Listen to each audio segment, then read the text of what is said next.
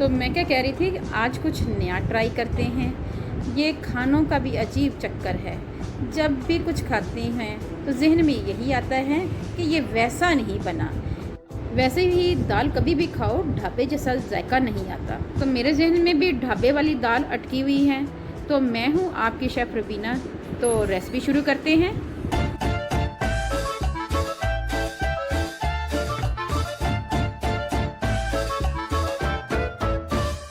उसके लिए मैंने ली है 250 ग्राम मूंग की दाल और 250 ग्राम मसूर की दाल।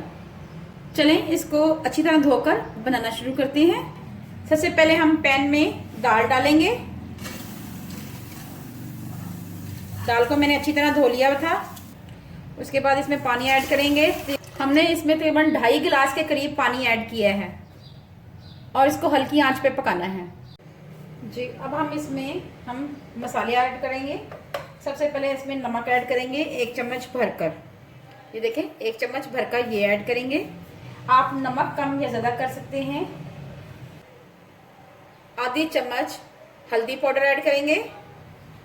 1 चम्मच भरकर लाल मिर्च पाउडर और ये 1/2 टीस्पून। ये देखें धनिया पाउडर 1 चम्मच ये ऐड करेंगे। अब इन तमाम चीज़ों को हल्की आंच पे पकाएंगे।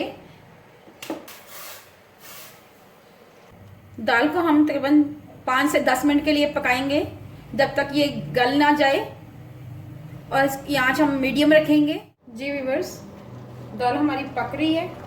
इस स्टेज पे आके हम इसमें ये हरी मिर्च ऐड करेंगे। ये देखें मोटा मोटा डाल रही हैं।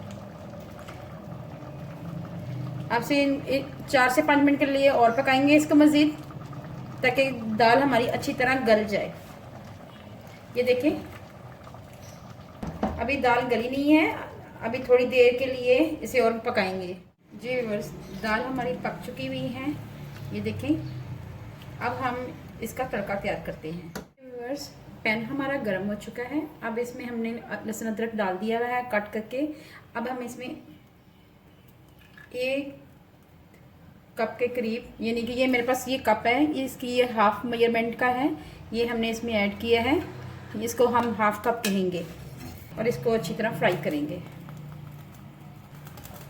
इसको हल्की आंच से फ्राई करेंगे। तड़का हमारा तैयार हो रहा है।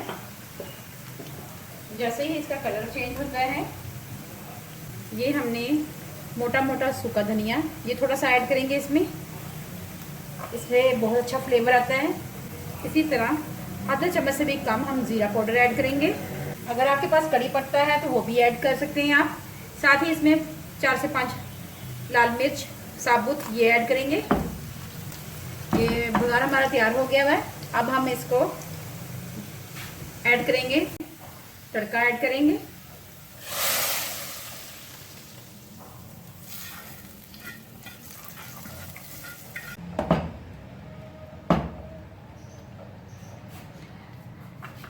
और लास्ट में हम इसमें धनिया ऐड करेंगे।